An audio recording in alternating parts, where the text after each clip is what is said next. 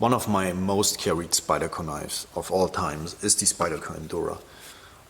This is just Spyderco's basic, simple work knife with F4N handle scales, which makes it very light, also very thin construction because of the backlog, and a very capable and slicey blade, which has that typical for the Endura and a couple of other Spyderco models, down curving tip or slanted tip that is kind of really good at draw cutting, making it a very capable, in combination with a thin grind, very capable work knife. It's also not the most expensive Spyderco ever, so it is affordable to a wider variety of people, or wider range of people, I should say. And yeah, this is one of my most carried Spydercos so far. In fact, I carried it so much that the first pocket clip I had on here was completely stripped down from the paint. It was like a silver clip, and this is my second pocket clip that I have on here. And as you can see, it's pretty worn too. So there are years of carrying this knife on this clip and on the entire knife. And yeah, the Endura is a very great knife. And this video is not about the Endura, it's about probably one of my most favorite Spyderco knives ever. I should do a video about my most favorite Spyderco knives as well, but in this video I want to speak just about one of them, which is the Spyderco Police. The Spyderco Police is a little bit like a bigger brother of an Endura, in this case with G10 handle scales, because this is the Police III, which is discontinued at this point. So this is a VG10 Police blade with a swedge on the top and G10 handle scales. I'm not sure if they also made other versions of the Police with G10 handle scales. I think at some point there was like a K390 version with G10. Don't quote me on that though.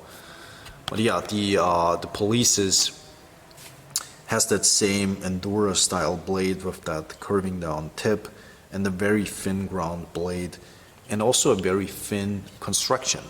Even though this is like a really big knife and it's not the lightest per se, it's pushing the 4-ounce mark, I believe, or the 5-ounce mark. So it's like 135 grams, so it should be like 4.57 ounces, something like that.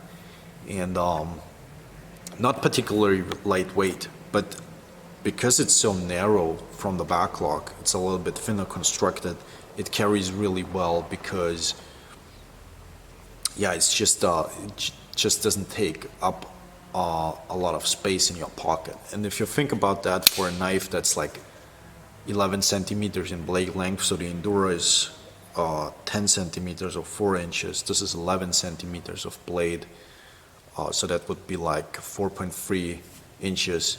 That's a big blade, and for that size of knife to be able to carry it very conveniently and very easy, that's a huge win, I would say. So this is actually, I think this is lighter than the Recon one, but also has more cutting edge. Has it more cutting edge? I think so, because the Recon has like a 4-inch blade. Actually, let's check that real quick, because I do have a Recon with me today. Yeah, it has a little bit of a longer cutting edge as well, because it's longer. Let's leave that over here. The Police is a big but very capable knife. It could be seen maybe as like a combination of an Endura with a military, although the military is a very different knife. It has more of a straight tip blade, yeah, but they are both very big in handle size, as you can see. A military is also 4-inch blade though. Also like the military quite a bit, the line-lock military at least. And yeah, the Police, it's just a great Spyderco. The newer Police models don't have that swedge on the top here, and that swedge really allows the knife to pass through material easily without having that binding at the shoulders that you kind of can get with like with a full flat ground blade that doesn't have a swedge. there is a little bit of sharp corner here that can bind up in material. It's not dramatically, if you cut through cardboard, it's really not a problem at all. You will see it if you like slash through bottles, you will see that the shoulders bind up a lot more. So this knife does go through material a lot more easily than like a military. And yeah, that's part of the reason I love it so much, is because it passes through material with ease. It's still VG10 steel. I don't have a problem with that. It's kind of interesting. Where does VG10 sit in a modern world of PM steels? I think it's still a very capable work knife steel. I like it in the Enduro because it sharpens up quick, it sharpens up easy, and the razor edge it takes is not comparable with most PM steels. I feel like PM steels don't take a razor edge as well as like non-PM steels, and VG10 is a really, really good steel for putting a razor sharp edge on there very quickly. As you can see, I have cardboard resin and all kinds of other stuff on this blade because I've been using it constantly actually for the last 3 weeks.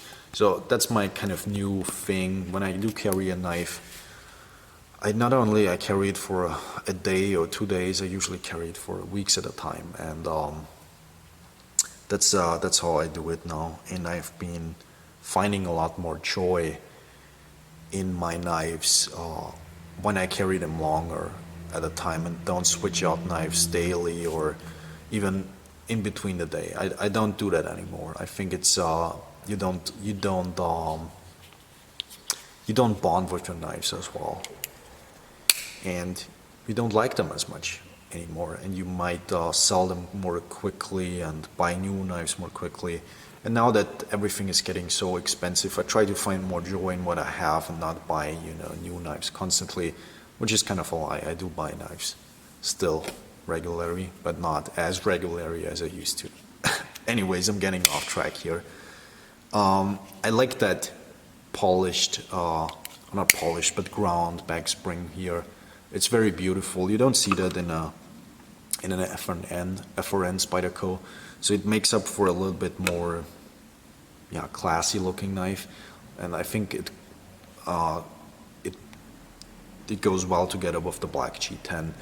It's like a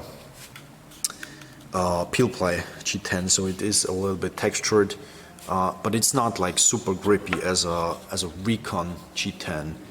It's much more smooth, especially, and obviously here at the corners it's completely smooth because they have ground that texturing off. But in between here you get good traction when you have wet or sweaty hands, and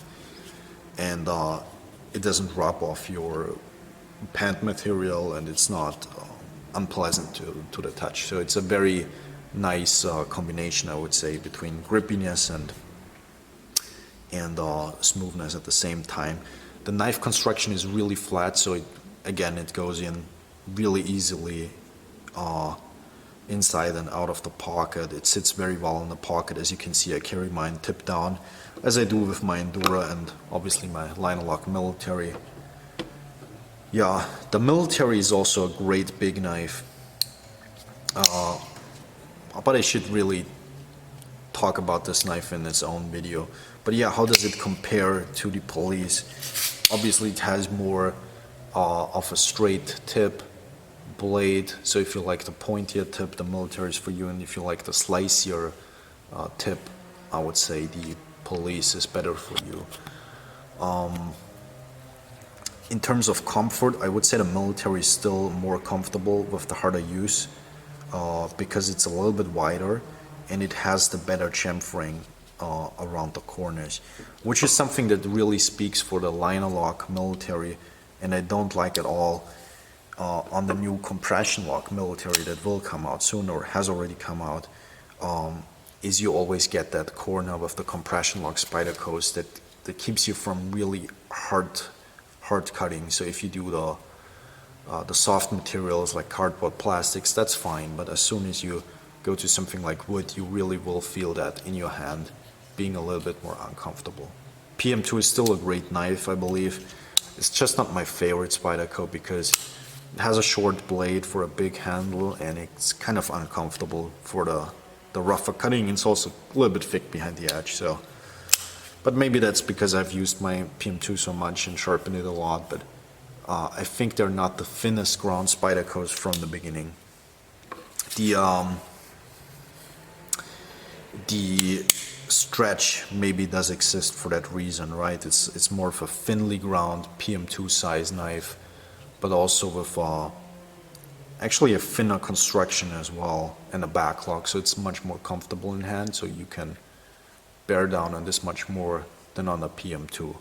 So Spyderco does a lot of basically the same knife, just different. So the Stretch 2 is actually kind of a combination between PM2 and Endura.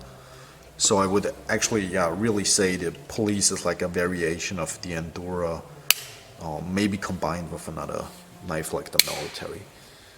And I really like that because the Endura was already a great knife, and the Police might be even a greater knife, I would say, because it feels a little bit more classy, and also it's longer.